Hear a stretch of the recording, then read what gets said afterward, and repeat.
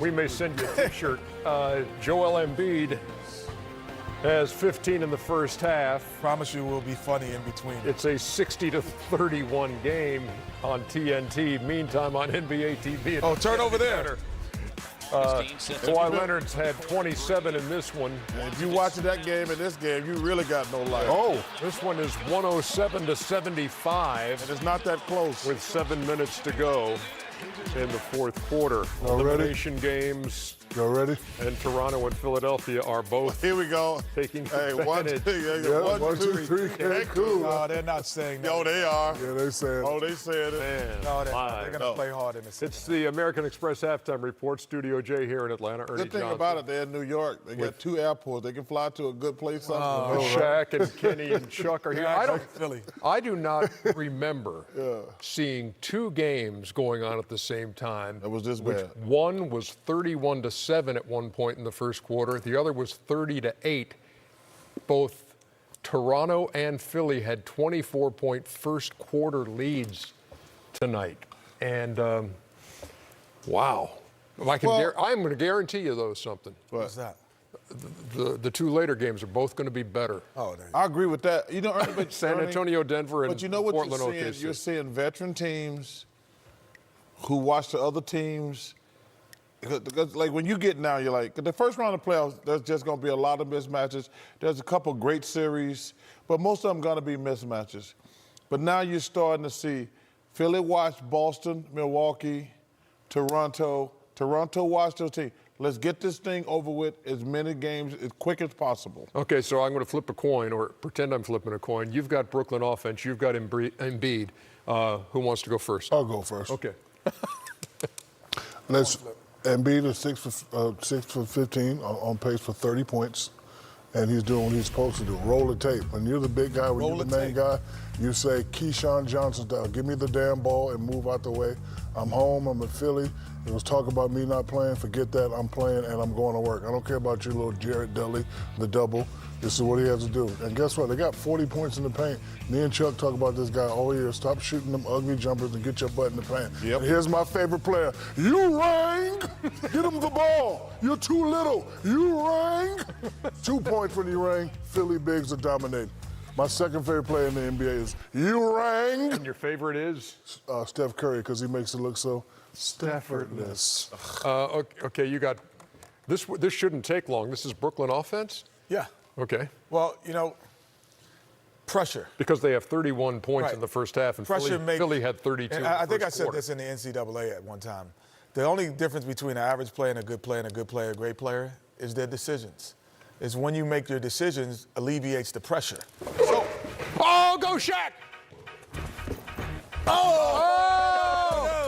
I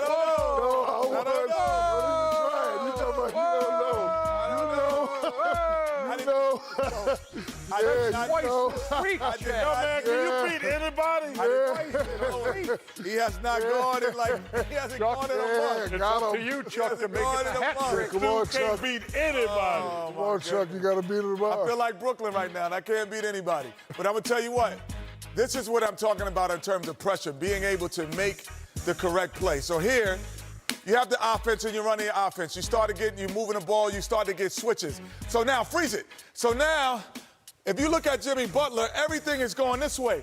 This side of the floor is wide open. You can create spots. Ben is over here. Simmons is too high. But your decision takes you into the traffic. Freeze it here.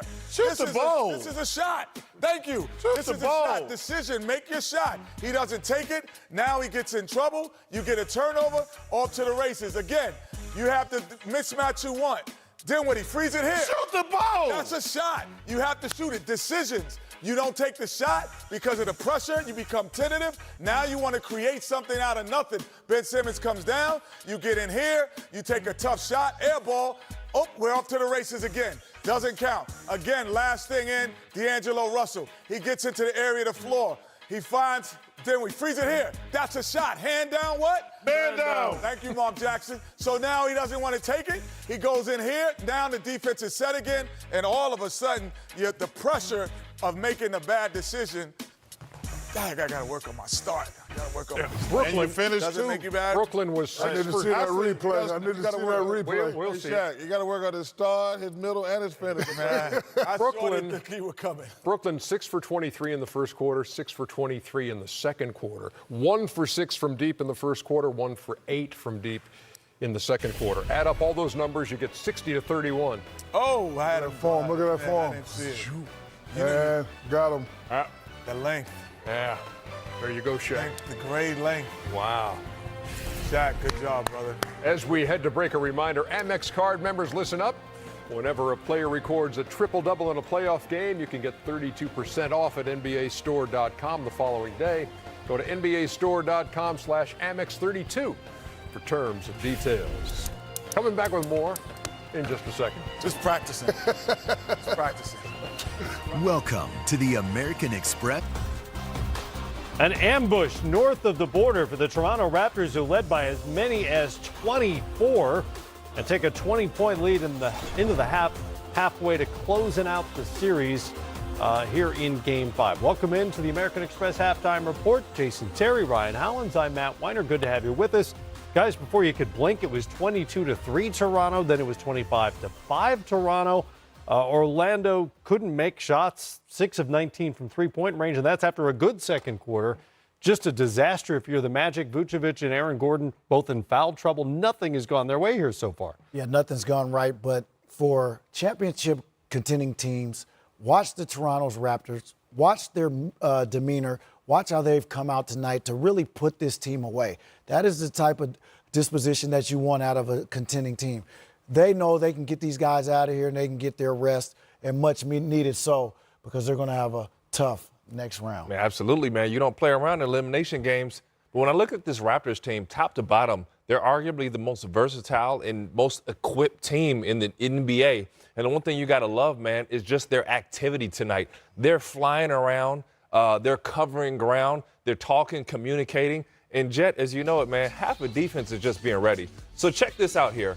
Boxes and elbows, they are all 5, 10 toes, 10 feet, whatever in the paint, closing out, making it tough shot for Vucevic, and they're rebounding, and they're off to the races. Look at this smothering defense. Now watch this by Kawhi Leonard. That's an elite jump switch right there taken away, and you see 3 bodies in the paint contesting this layup or pass and pass. That's elite right there, okay? Not too many guys are going to cover ground and contest a three-point shot from the paint. Great job, Pascal.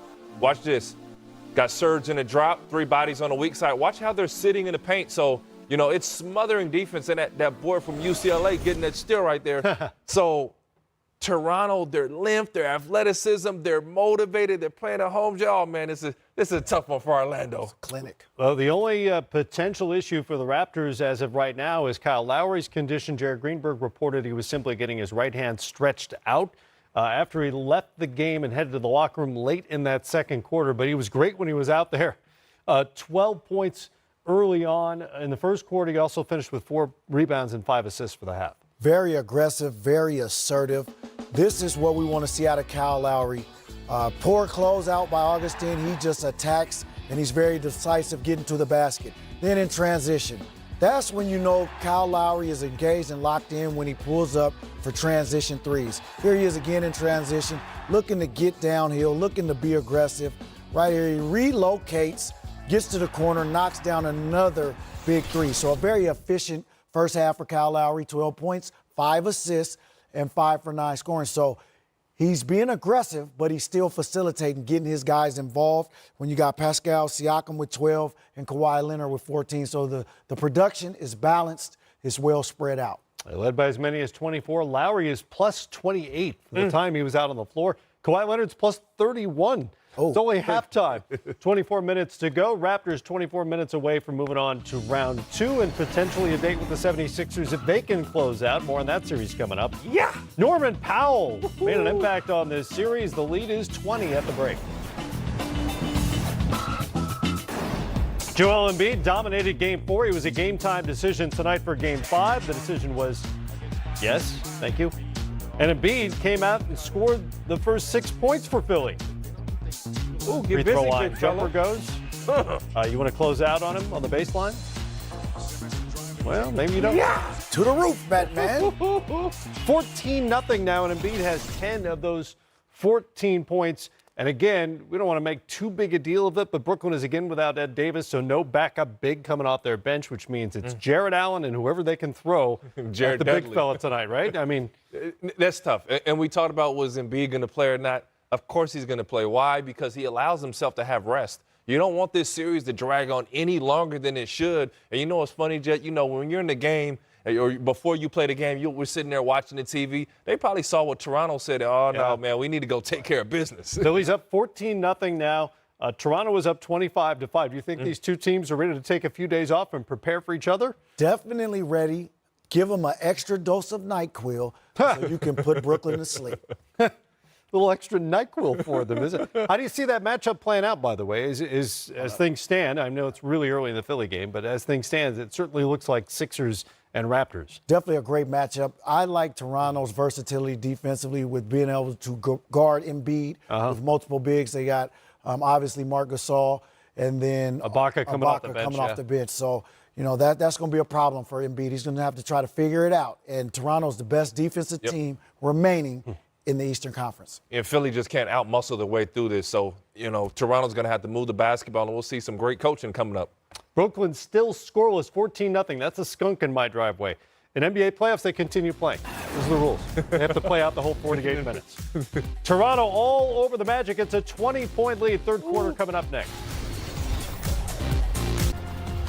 All-star Nikola Vucevic about 9 points off his scoring average for the season so far. Got to get him going tonight if the Magic are going to move on to a Game 6. Here's head coach Steve Clifford. John Denton, OrlandoMagic.com. Cliff, you guys had 11 fourth-quarter comebacks this season. Is that something you build, like a culture of not giving in, not giving up on a game? Is that something you had to establish, or was it just the way the team played?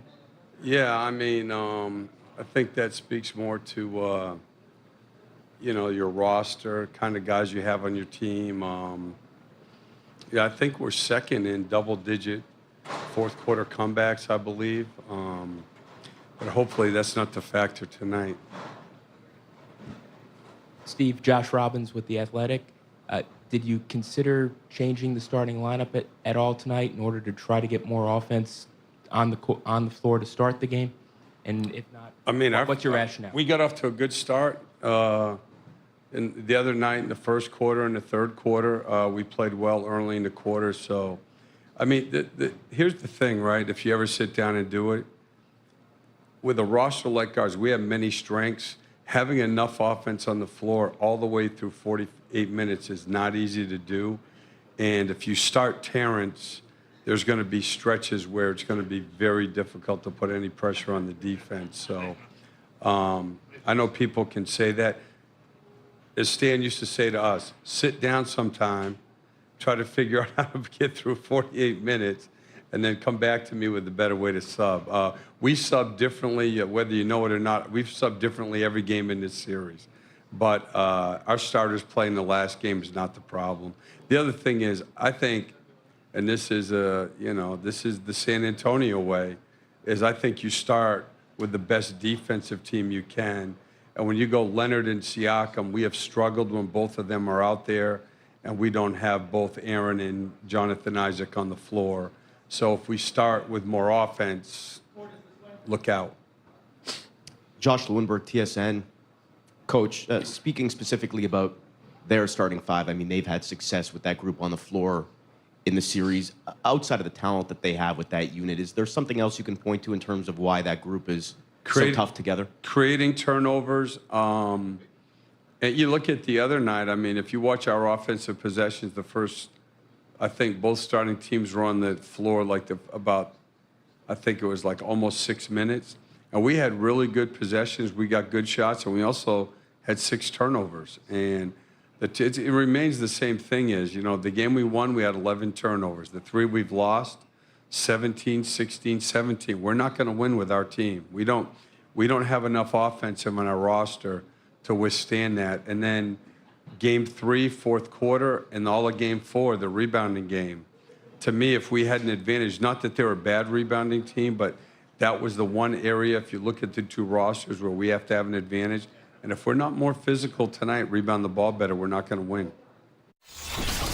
Oh, Steve Clifford doesn't hide from the fact that his Magic are not a great offensive team. They were number 22 in terms of offensive efficiency during the regular season. How do they junk up this game, slow it down, whatever they need to do to keep it close tonight? We can't sugarcoat this. You talk about Aaron Gordon having a big game. It's got to be on the defensive end, taking the challenge against Kawhi Leonard. He's getting anything he wants. And when you guard Kawhi, he's so strong and athletic. You got to take that bumps and the hits that he's going to give. He absolutely punishes you in the paint. And they just got to scrap. There's nothing pretty about this, Jet. Nothing pretty about this game. Obviously, zero resistance, when Kawhi is doing whatever he's doing offensively. But speed the game up. Magic, play fast. Shoot threes, play loose. You have nothing to lose in this matchup tonight, and let's see what happens. That's interesting. You want to go faster. Faster. Play fast. You have to. You have to speed it up. You can't get into a half-court, grind-it-out game with Toronto. They're good in transition. They're too good in the half-court defense. Well, they can't turn it over, as Clifford mentioned. They've given up 60 points off turnovers over the last 3 games since that Game 1 win.